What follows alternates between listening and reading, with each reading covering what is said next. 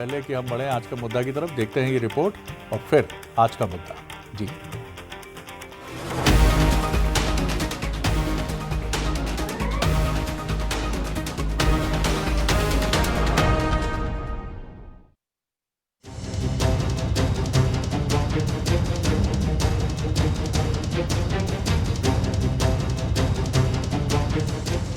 ये तस्वीरें डराती हैं, परेशान करती हैं, लेकिन कहानी इससे आगे भी है।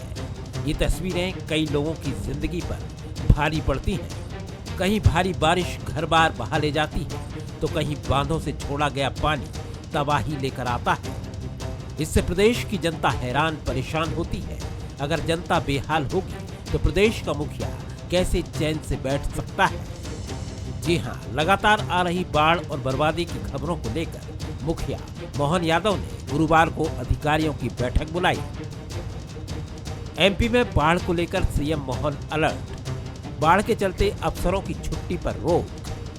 सीएम हाउस में बुलाई आपात बैठक। जरूरत पड़ने पर एयरलिफ्ट करने के निर्देश। सीएम मोहन ने अफसरों को दिए निर्देश। सीएम का निर्देश, जनता को ना हो कोई दिक्कत। बाढ़ के हालात पर अधिकारी रखें नजर। ग्वालियर, चंबल और बुंदेलखंड में हालात खराब। कलेक्टर जनहानि में तत्काल दें 4 लाख की सहायता।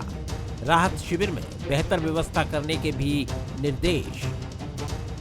मुख्यमंत्री मोहन यादव ने अधिकारियों को जनता को राहत पहुंचाने के निर्देश दिए। और बारिश की अधिकता के कारण से आज जिला प्रशासन के अलग अलग अधिकारियों के साथ और जिला कलेक्टर एसपी के साथ मैंने यहाँ मीटिंग भी की है। उनको निर्देश जारी किए कि किसी भी हालत में इस बारिश की स्थिति में भी हमारा जनजीवन सामान्य रहना चाहिए। बाढ़ में कोई फंसा हो, कोई कारण से पुराना मकान में कोई घटना न घटे, इसकी पूरी सावधानी रखें। मुख्यमंत्री अपने एक्शन से जनता के जख्मों पर मरहम लगाने में जुटे हैं, तो कांग्रेस सरकार की मंशा पर सवाल खड़े कर रही है। मध्य प्रदेश में भीषण बाढ़ आई हुई है और मुख्यमंत्री जी वल्लभ भवन में बैठक ले रहे हैं। ये तो वही बात हो गई कि आग लगी और कुआं खोदने लगे। सही है कि आप प्रदेश की जनता की खैर ले रहे हैं, उनकी चिंता कर रहे हैं और बैठक ले रहे हैं। अगर ये बैठकें पहले ही हो जाती, इंतजाम पहले ही हो जाते, तो शायद ये नौबत नहीं आती और मध्य प्रदेश के हजारों लोगों की जान आज खतरे में नहीं होती है। इंतजाम पहले होना चाहिए। सरकार तो हमेशा जनता के साथ खड़ी होती है। सीएम मोहन लगातार जनता के हित में फैसले लेते हैं, लेकिन सिस्टम अपना काम शायद जिम्मेदारी से नहीं करता, जिसके चलते वक्त रहते बाढ़ और जलभराव जैसे आपदा में निपटने की तैयारी नहीं हो पाती। तो बेतरतीब विकास भी समस्या खड़ी करता है। ऐसे हालात में मुखिया मोहन यादव की गंभीरता जनता के लिए किसी मरहम से कम नहीं है। नमस्कार, आज का मुद्दा में आपका बहुत बहुत स्वागत है। मैं हूं शरद द्विवेदी और आज का हमारा मुद्दा है एक्शन में मोहन, जनता को मरहम। कुछ बातें, कुछ सवाल बड़े मौजू हैं। पहला सवाल तो ये कि पूरे देश से जल भराव शहरों में क्यों ये खबरें हर बारिश में आती हैं? इसलिए आती हैं, सब जानते हैं कि हमारा पूरा जो तंत्र है उसमें इसके लिए कोई भी परमानेंट इलाज नहीं। दूसरी महत्वपूर्ण बात कि सरकार की तरफ देखने वाले हम जब अपना घर बनाते हैं, या वो व्यापारी गण भी, सभी लोग, इसमें ऐसा नहीं कि किसी कम्युनिटी की तरफ मैं इशारा करूं, जब भी हमारा निर्माण होता है, चाहे आम आदमी का हो, व्यापारी का हो, हॉस्पिटल का हो, किसी स्कूल का हो, उसमें पैरामीटर्स कितने फॉलो किए जाते हैं। नाले के ऊपर दुकानें बन जाती हैं, बनाने वाले खुद सिविक बॉडीज होते हैं। सारे तालाबों में आप देखेंगे मध्य प्रदेश के जहां छोटे बड़े तालाब होते थे, उनकी ज़मीनों पर शादी घर हैं या फिर वहां कब्जा करके दुकानें बनाते, बाद में से लीगलाइज कर दिया जाता है। अब पानी आ रहा है, वो जाएगा कहाँ?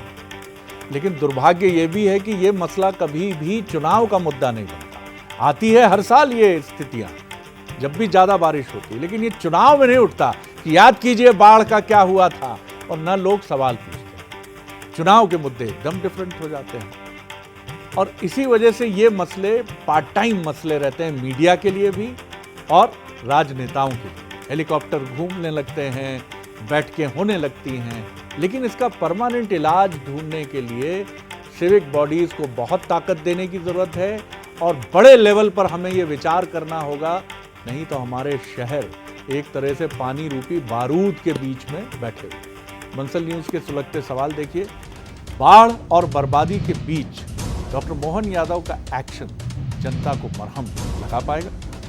क्या हर साल बनने वाले हालातों से निपटने के लिए ब्यूरोक्रेसी का रवैया फिट है या ढीला है? क्या जल भराव के लिए जनता का अतिक्रमण भी जिम्मेदार नहीं है? तो ये वो 3 सवाल हैं और आज मैं हमारे मेहमानों से भी अपेक्षा रखूंगा कि एक बड़े होराइजन पर हम इस पर बात करें, क्योंकि ये बिल्कुल सही बात है कि ये बहुत चिंतनीय एक विषय है, लेकिन इसका इलाज तात्कालिक नहीं है। हज़ारों करोड़ रुपए की ज़रूरत है। हमने सारे वो इंतज़ामात बंद कर दिए हैं जो पानी को पहले जगह देते थे। चलिए, जो मेहमान हमारे साथ हैं, मिलिए। डॉक्टर हितेश वाजपेयी हैं, पूर्व अध्यक्ष नागरिक आपूर्ति निगम के, सीनियर लीडर हैं बीजेपी के, बहुत स्वागत है। उनके साथी हैं, युवा नेता हैं, प्रवक्ता हैं आनंद जाट जी, महत्वपूर्ण भूमिका निभा रहे हैं इस समय, बहुत स्वागत उनका करता हूं मैं। Manoj Saini, executive editor political affairs, उनका मैं बहुत स्वागत करता हूं। आज मैं मनोज जी से शुरुआत ना करके डॉक्टर वाजपेयी आपसे शुरुआत करूंगा, और जैसा मैंने अपेक्षा रखी कि इस पर राजनीति से अधिक आप एक, मैं ब्यूरोक्रेट भी कहूँगा आपको, टेक्नोक्रेट भी कहूँगा आपको, आपने सरकारी सेवा में भी अपना योगदान दिया है। आनंद बहुत अच्छे लेखक हैं, बहुत बढ़िया किताबें लिखते हैं, तो आज मैं एक विचारक की तरह भी देखना चाहूँगा आप दोनों को। बाकी आपकी मर्जी है, मैं कोई प्रेशर नहीं बनाने की कोशिश कर रहा हूँ। जी डॉक्टर वाजपेयी। नहीं, मैं आपका धन्यवाद देता हूँ। ये बहुत सेंसिटिव इशू है और आज आपने ऐसे समय में इस चर्चा को रखा है जब लोग इससे जूझ रहे हैं। कई जिंदगियां दांव पे होंगी कई जगह। जब हम बात कर रहे हैं तब शरद जी वर्षा के पश्चात वाटर लेवल बढ़ता है रात के समय में, और कई लोग उसमें फंस जाते हैं। तो इसको वाकई में हमें संवेदनशीलता से रहना चाहिए। तो चूँकि पहला मौका मुझे दिया है, तो अभी मैं आनंद जी के आक्रमण से मुक्त हूँ, तो मैं वाकई में उसको उसी प्रकार से अपनी बात रखूँगा। पहली चीज़ तो जैसा डॉक्टर मोहन यादव जी के बारे में आपने बताया, मैं यहाँ ज़रूर बताना चाहूँगा कि अभी उनके पिता का देहांत हुआ, और उसके बाद आज 10वें का दिन उनका माना जाता है। सुबह वो उसको करके भी आए। अभी 13 दिन उनके शोक के पूरे भी नहीं हुए हैं। बहरहाल खैर, और जिस प्रकार से उन्होंने एक प्रशासनिक संवेदनशीलता को दर्शाया है, सुबह अर्ली मॉर्निंग पूरी बैठकें ली हैं, और जिनका आपने बताया उनका रिव्यू भी लिया है। और जिस जगह की घटना आप बता रहे हैं वहाँ पर तो हेलीकॉप्टर प्लान किया गया था, लेकिन वो नहीं जा पाया। फिर भी वहाँ उस टीकमगढ़ के उस छोटा सा जो टापू बन गया था, वहाँ से 2 लोगों को रेस्क्यू किया है। और ये रेस्क्यू करने वाले लोग शासन प्रशासन के साथ काम करने वाले ही लोग हैं शरद जी। ये कोई पॉलिटिकल लोग नहीं है ना, इनका बीजेपी या कांग्रेस से कोई संबंध नहीं है। तो सबसे पहले तो हम उनको इस सफल ऑपरेशन में, जिसमें उन्होंने वाकई में लोगों की जान बचाई है उन परिस्थितियों में जब एनडीआरएफ के हेलीकॉप्टर्स नहीं आ सकते थे, तो ये वाकई में बधाई के पात्र हैं। और ऐसे वर्कर्स को, ऐसे अधिकारियों को हमें इनका उत्साहवर्धन भी शरद जी करना चाहिए, क्योंकि ये पूरा एपॉलिटिकल वर्क है। और इसी के साथ साथ एक अच्छी बात और मैं रखना चाहूँगा कि हमने भोपाल में भी नावें चलती देखी हैं शरद जी। तो मुझे ध्यान है पिछली बार भी जब ऐसी स्थिति हुई थी, उसके पश्चात लोगों ने स्वतः भी आके सहयोग किया है समाज के, और जो बड़े बड़े नाले थे अपने यहाँ पर, उस पर से बड़ी मात्रा में अतिक्रमण हटाए गए हैं। जो उसके ऊपर जिसकी आप बात कर रहे थे, कोई होटल का छज्जा आ गया है, मकानों का आ गया है, तो उनको हटाया गया है। तो मुझे लगता है आज यदि भोपाल हमको अभी तक जो सुरक्षित दिख रहा है, उसमें जनता का भी सहयोग रहा है। तो ये एक ऐसा उपक्रम है जिसमें स्थानीय निकाय और पब्लिक सपोर्ट दोनों चाहिए होता है। नहीं तो फिर इसका अवसर या तो आनंद जी की पार्टी उठाती है, या स्वाभाविक है कि वो पॉलिटिसाइज हो जाता है मैटर। तो मुझे लगता है सेफ्टी फर्स्ट रखना चाहिए और इसको संवेदनशीलता से डील करना चाहिए। जी, लेकिन बाढ़ का पानी बड़ा निरपेक्ष एटीट्यूड रखता है। वो तो सब यहाँ से यूरोप तक, यदि आप देखेंगे कि कहीं पर भी लेटेस्ट आप देखेंगे, और वो जो सैलाब आता है वो किसी पॉलिटिकल पार्टी या किसी आइडियोलॉजी को नहीं देखता है। वो तो ये कहता है आपने मेरे साथ जो किया मैं आपको रिटर्न कर रहा हूँ, आपने मेरे लिए जगह नहीं छोड़ी है तो मैं तो। और इसमें शरद जी बहुत सारी सैल्वेजेबल हैं, लेकिन बहुत सारा हिस्सा रिपेयरेबल ही है। मतलब बहुत सारी चीजें आप कर सकते, कहीं आप नहीं भी कर सकते। आनंद जी। बड़ी अच्छी बात आपके इस पैकेज में कही कि ये बाढ़ हर साल आती है और हम फिर भूल जाते हैं। ये इसी को समझने की बात है कि जिन अधिकारियों पर ये जिम्मेदारी है कि वो नगरीय प्रशासन संभाल रहे हैं या किसी शहर की सरकार को संभाल रहे हैं, उसका संचालन कर रहे हैं। जैसे नर्मदा नदी मध्य प्रदेश की जीवन रेखा है, तो नर्मदा में किन किन स्थानों पर बाढ़ आती है ये मेरे ख्याल से चिन्हित हैं। तो उस क्षेत्र के लोगों के लिए हम आपदा पूर्व, आपदा के दौरान और आपदा के पश्चात क्या तैयारी करते हैं वो महत्वपूर्ण है। आज मोहन यादव जी मीटिंग ले रहे हैं, ये अच्छी बात है, मीटिंग होना चाहिए, लेकिन कम से कम एक स्थायी भाव होना चाहिए कि इन परिस्थितियों पर क्या होगा। जैसे स्मार्ट सिटी की बहुत बातें हुई, स्मार्ट सिटी होने के बावजूद आपको याद होगा कि पिछले साल इंदौर में एक बच्चा जो है वो सड़क पर गड्ढे में डूबकर जान गंवा बैठा था। उसके पहले भोपाल में यहीं एक राहुल नगर में एक नाले में बच्चा बह गया था, उसकी जान चली गई थी। तो हम ऐसे शहर क्यों बना रहे हैं? इन शहरों अतिक्रमण की बात है, अतिक्रमण जो है जिस तरह से अतिक्रमण पर बात होनी चाहिए हम लोग नहीं करते हैं। चाहे वो भाई राजनेताओं पर जनता का दबाव होता है, वो हो सकता है इसमें कोई इच्छा शक्ति ना दिखाएं, लेकिन इसी तरह मैनिफेस्टो का दबाव मुख्यमंत्री या उनकी सरकार पर हो सकता है, लेकिन जो अधिकारी हैं वो तो स्थायी व्यवस्था की तरफ बढ़ा सकते हैं चीज़ों को। तो मेरा सिर्फ इतना सा कहना है, जैसे शिवराज सिंह चौहान जी ने कोरोना के समय कहा था कि हमारी सरकार हर प्रत्येक कोरोना में जान गंवाने वाले व्यक्ति को 1 लाख रुपए देगी। वो 1 लाख रुपए पर कोई सवाल किसी ने नहीं आज तक उठाए हैं। किसी को मिला हो तो डॉक्टर वाजपेयी जी बताएंगे। प्रश्न ये नहीं है, प्रश्न आज भी यही है कि दिल्ली में 3 संभावनाशील प्रशिक्षु IAS जो पढ़ाई कर रहे थे वो एक कोचिंग के बेसमेंट में जलमग्न होकर जान गंवा बैठते हैं। तो हम मनुष्य की जान के ऊपर हर राजनीतिक मुद्दे को या हर चीज़ों को क्यों रख रहे हैं? अगर जनता नहीं होगी तो सरकार किसके लिए है?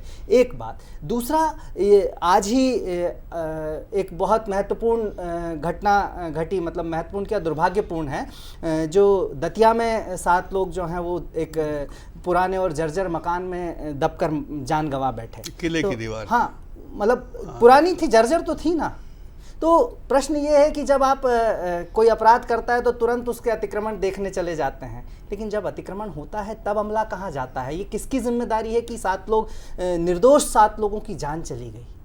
ये देखने की बात है और हमें इस पर सोचना होगा। जी बिल्कुल, आपने कई संजीदा मसलों को छुआ है और हम में से कोई भी उन मसलों से असहमत नहीं होगा कि ये मूल्यांकन करने की बाकायदा व्यवस्था रहती है कि किस बिल्डिंग की, भवन की आयु कितनी है। और इसी तरह के एक मामले में सागर में मुख्यमंत्री डॉक्टर मोहन यादव ने सख्त कार्रवाई भी की, जब एक अभिषेक के दौरान जर्जर इमारत गिरने से जो बाकायदा चिन्हित थी और कुछ बच्चों की दुर्भाग्यपूर्ण घटनाक्रम में मृत्यु हुई। तो ये सारी चीज़ें तो हमें देखनी पड़ेंगी, लेकिन क्या हमारा ओरिएंटेशन है इसके लिए? अब डेंगू का आउटब्रेक होता है, जब बाढ़ की स्थितियाँ रहती हैं। डेंगू कभी मध्य प्रदेश के लिए कोई बहुत परिचित बीमारी नहीं रही है, आते रहे हैं मामले, लेकिन इस बार मैं देख रहा हूं कि डेंगू के कॉम्प्लेक्स इश्यूज आ रहे हैं, बड़ी संख्या में लोग हॉस्पिटलाइज हैं। तो बाढ़ की सिचुएशन और बाढ़ की सिचुएशन के बाद हम दोनों जगह सफ़र करते हैं। इसमें एक चीज़ और आपने बहुत अच्छी कही, चूंकि आपके दर्शक बहुत संवेदनशील है, तो ये बाढ़ के बाद की स्थिति में बीमारियां फिर बढ़ती हैं। तो ये भी बहुत महत्वपूर्ण है कि पानी जैसे रिसेस होगा तो बीमारियों का एक सैलाब फिर आएगा। ये मैं ज़रूर तो आपके दर्शकों को इसके प्रति भी सजग रहना चाहिए, इतना ज़रूर निवेदन करूँगा, और इसमें सबकी सहायता लेना चाहिए। बिल्कुल, क्योंकि बहुत कंटेंजियस होती हैं चीज़ें कि आपका तौलिया जो आप बहुत आसानी से यूज़ करते हैं इस मौसम में, वो सबसे बड़ा संक्रामक बीमारियों का आपका रुमाल नहीं रहती, कोई धूप नहीं रहती, सब रहता, तमाम चीज़ें, क्योंकि वो उस तरह से आप उसको ट्रीट नहीं कर पाते हैं, क्योंकि वो जो एक वातावरण है वो बड़ा अजीब सा है। मनोज, आप किस तरह से देखते हैं एक होलिस्टिक अप्रोच की बात अगर हम करें? देखिए शरद जी, जब प्रकृति ने जब ऋतुआं बनाई तो उसको लेकर खुद उसने डिजास्टर मैनेजमेंट की व्यवस्था भी की, लेकिन धीरे धीरे कर जिसकी तरफ आप भी इशारा कर रहे थे, आज बुंदेलखंड की स्थितियां खराब है, दमोह, सागर, और जब आप बुंदेलखंड में टीकमगढ़, छतरपुर की तरफ जाएंगे तो 750 तालाब रहा करते थे, लेकिन आज तालाब है कहाँ? उन तालाब में यदि वो पानी भर जाता तो मुझे लगता है अपने आप डिजास्टर मैनेजमेंट हो जाता। या उज्जैन की तरफ भी जाएंगे तो सप्त सागर की नगरी उसे कहा जाता था, सात सागर रहा करते थे, 7 तालाब रहा करते थे। लेकिन आज तालाबों की स्थितियाँ क्या है? तो मुझे लगता है जितना जिम्मेदार सरकार के वो अफसरान तो है ही, जिनको लेकर सवाल उठाना भी चाहिए, क्योंकि जब जैसा आनंद जी कह रहे थे, मैं उनकी बात से इत्तेफाक रखता हूँ कि जब अतिक्रमण होता है तो उससे पहले क्यों नहीं रोका जाता, और रोका जाता है तो क्या होता है, रोका में फिर टोका होता है और टोके के कारण तमाम तरह की चीज़ें रुक जाती है। तो मुझे लगता है इसको देखने की बहुत ज़रूरत है। और आने वाले दिनों में, जैसे आज डुमना की हम बात कर रहे हैं जबलपुर में, वहाँ एयरपोर्ट की एक दीवार ढह जाती है, तो बनाने वाले तो पहले बनाए होंगे, उनको पता होगा कि ऐसा इस तरह के बाढ़ भी आ सकती है, पानी की बारिश भी हो सकती है, ये प्राकृतिक आपदाएं हैं। लेकिन आपदा विपदा जब आती है तो जब परीक्षा की घड़ी भी होती है, और मुख्यमंत्री डॉक्टर मोहन यादव ने उस विपदा को समझा, उस आपदा को समझा। वो खुद भी एक दूसरी आपदा से, जिसकी तरफ डॉक्टर साहब इशारा कर रहे थे, उससे गुजरे हैं। बावजूद इसके वो लगातार लगे रहें। पर मुझे लगता है सभी जिम्मेदार हैं, सरकार तो है ही, सरकार के अलावा वो लोग भी जो अपने घरों के सामने, जिसकी तरफ आपने भी कहा, पानी निकलने की कोई जगह नहीं छोड़ते हैं। तो जब पानी कहीं निकलेगा नहीं, निकासी नहीं होगी, तो फिर इस तरह की स्थितियाँ निर्मित होगी, और सभी को समझने की ज़रूरत है। बिल्कुल आपने सही कहा। और कुछ समय पहले मैं एक वीडियो देख रहा था, वो जापान का था जहाँ तक मुझे याद है, और भूकंप करीब 7 रिक्टर स्केल पर इंटेंसिटी का, 7 इंटेंसिटी का भूकंप था, और उनका पूरा मैकेनिज्म बहुत शांत था। ऑफिस में लोग थोड़ा सा उठ के थोड़ा सा बाहर निकल आए, और कोई पैनिक मोड नहीं था, क्योंकि घर उसी के हिसाब से डिज़ाइंड है, जो पोल्स उन्होंने बाहर खड़े किए वो उसके हिसाब से डिज़ाइंड है। कम से कम हम ये देखते हैं कि हमने बहुत सारी मुश्किलें पैदा कर दी हैं, लेकिन उन मुश्किलों से निपटने के लिए बिल्डिंग्स हम बनाए जा रहे हैं, स्काई स्क्रैपर्स बन रहे हैं। कोई मुझे बता दे कि उनकी उम्र कितनी है, और अगर वो बाढ़ के पानी से घिर गई तो ऐसा तो नहीं होगा जैसा दिल्ली में या पुणे में, महाराष्ट्र में कहीं हुआ था कि पूरी पार्किंग लॉट जो है वो नीचे गड्ढे में चला गया। कई बार हम सड़कें देखते हैं 10-10 फीट गड्ढे हो जाते हैं। आपके पैरामीटर्स, आपके सरकारी महकमे ये कैसे काम कर रहे हैं, और कौन इनके टेक्निकल एडवाइजर्स हैं, और क्या वो कभी क्वेश्चनेबल होते हैं? राजनेता को तो हम बहुत आसानी से पकड़ लेते हैं, उसकी कॉलर झकझोर देते हैं, ये सरकार क्या कर रही है। और वो जो भाई साहब जिन्होंने मंजूरी दी थी, वो कहीं नोएडा में या दिल्ली, माफ़ कीजिएगा इससे अधिक नहीं बोलना चाहिए मुझे। जी डॉक्टर हितेश भाई। देखिए, मैं आपकी बात से सहमत हूँ, और आनंद भाई की भी बात से सहमत हूँ। और ये विषय इतना पेचीदा है और इतना पब्लिक ओरिएंटेड है कि राजनीतिक दल की सीमा है, क्योंकि फिर मैं कहूँगा कि हम लोग चुनाव लड़ते हैं, बहुत कुछ आप लोग भी समझते हैं, तो मैं इसमें नहीं जाऊँ। पर हाँ, हमको अपनी सुरक्षा का ध्यान रखना है। जैसे मैं एक बहुत अच्छी बात जो मनोज जी कह रहे थे, हम जब अधिकारियों से बात करते हैं तो उनसे पूछें नदी कितनी। एक बहुत बड़े अच्छे अधिकारी ने कल मुझे बताया, जो बहुत लंबे समय पर इस पर काम कर रहे हैं, और शायद मुख्यमंत्री जी ने ही बैठक में किसी में पूछ लिया था, तो उन्होंने जो डायरी में लिखा है 23-26 नज़ीरों का जिक्र किया, बता भी दिया। लेकिन उसके बाद फिर अच्छा, जो पॉलिटिकल पर्सन होता है, चाहे वो डॉक्टर मोहन यादव हो, कमलनाथ जी हो, ये लोग क्या गली गली घूमे हुए रहते हैं, तो इन्हें बहुत अच्छे से पता होता है कि नर्मदा जी की कितनी सब्सिडरीज़ हैं। तो उन्होंने उनके नाम लेना शुरू किया। आनंद जी को भी पता होगा, नर्मदा पुत्र हैं ये, कि छोटी छोटी नदियाँ कितनी निकल के वो सब अभी उफान पे आ जाती है। तो लगभग 212 नदियाँ ऐसी निकल के आती हैं। तो मुझे लगता है प्रशासन को ये देखना होगा कि नदियाँ 212 होती हैं मध्य प्रदेश में, 23 नहीं होती हैं। और मैं इनकी बात से बिल्कुल सहमत हूँ कि इनके प्रबंधन को लेके, पुराने अनुभव को लेके कि पानी कहाँ भरता है। और आनंद जी और मैं दोनों होशंगाबाद क्षेत्र से हैं। होशंगाबाद नगर में ये तैयारियां की गई हैं आनंद जी, कुछ जो आप देखते हैं नया पुल बनने के बाद जो बसाहट पूरी अंदर आती। लेकिन फिर क्या हुआ, वो ज़मीन चूँकि खाली हो गई थी तो फिर से लोग आ गए उसमें, तो ये भी हुआ है, दोनों अपनी चीज़ें हैं।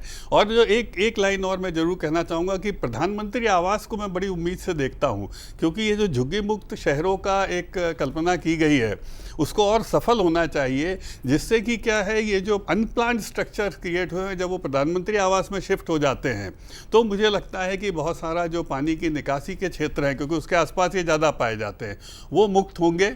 ऐसी बहुत सारी चीज़ें हैं, पर मैं अगेन इस पर सहमत हूँ कि स्थानीय निकाय को, और हमारे यहाँ जो कहा जाता है ना, परमानेंट सरकार है अधिकारी और टेम्परेरी सरकार है जो चुनकर आती है। तो परमानेंट सरकार को एक लंबे समय तक इसके परमानेंट सॉल्यूशन पर धीरे धीरे एक पॉलिटिकल विल क्रिएट करते हुए काम करना चाहिए, क्योंकि ये बात सच है कि समाज को साथ लेने के लिए नेता ज़रूरी होते हैं, नहीं तो वही बाधा बनते हैं। तो इस पार्षदों को इनको साथ लेकर इसमें आगे बढ़ना चाहिए। राजनेताओं के लिए तो फिर भी ये चुनौती समझ में आती है कि वो पर्यावरण से जुड़े विषयों से अगर प्रेम करेंगे तो बहुत सारी चुनौतियां दूसरी पैदा होंगी। फिर भी मैं नहीं कहूँगा कि हमारे सामने कई नाम आते हैं सामने जिन्होंने बहुत बात करें, अटल बिहारी वाजपेयी जी के समय नदी जोड़ो अभियान की बात हुई, और जयराम रमेश जी जब ये विषय देखते थे तो टाइगर और तमाम प्रोजेक्ट्स जो कहीं हरियाली पर प्रहार करते थे वो उसको रोकने के लिए सामने आए। मैं आज भी ये सोचता हूँ कि अगर भोपाल की सुंदरता का श्रेय आज भी आप 74-75 बैच के या उसके पहले के बैच के एमएन बुच, महेश नीलकंठ बुच को देते हैं, E1 E2 का श्रेय अगर, तो उसके बाद क्या ऐसे अधिकारी नहीं बनना बंद हो गए थे? बनना बंद नहीं होते, मन कहाँ चला जाता है? ये लोग अड़ जाते थे जी, कंक्रीट के विरोधी थे। बिल्कुल, ये कंक्रीट के विरोधी थे। क्या आज पश्चिम जब इतना वेल मैनेज्ड है तो क्यों है? और हम जमीनों की कीमत में उलझकर हरियाली की बलि देते चले जाते हैं, नदियों की बलि देते चले जाते हैं। माफ कीजिएगा, सरकारें कोई भी हो, तंत्र का सबसे आसान तरीका रहता है पैसा उगाही का, जमीन। आनंद जी, बहुत अच्छी बात कही आपने, पश्चिम की बात की। पश्चिम में आप कहीं भी हाईवे पर घर नहीं देखेंगे, यहाँ तो कि रोड पे ही है अपना घर रोड पर बनाना है, दुकान रोड पर बनाना है। तो ये अलग तरह की प्लानिंग की बात है। आपने एमएन बुच साहब की बात की, अर्बन प्लानिंग की बात की, लेकिन यहाँ हम बाढ़ की भी बात करें। एक जल संसाधन के बड़े इंजीनियर हैं, वो मित्र हैं हमारे, तो उनसे अभी मैं जब बारिश शुरू हुई थी तो जान रहा था, तो मध्य प्रदेश के जितने भी बांध हैं उनका तारीख के हिसाब से जल स्तर तय किया हुआ है कि अगर कलियासोत पर इतना जल स्तर इस तारीख को हो जाएगा तो आपको गेट खोलने हैं। जब ये मैकेनिज्म डेवलप्ड है, आपको पता है कि पन्ना में केन नदी जहाँ 7 नदियों से मिलती है वहाँ बाढ़ हर बार आती है, तो उस क्षेत्र में आज बुंदेलखंड में त्राहिमाम हो रखा है बारिश की वजह से। तो क्यों हम हर बार जो है किसी ना किसी को फंसा हुआ देखते हैं, किसी ना किसी को रेस्क्यू करना पड़ रहा है?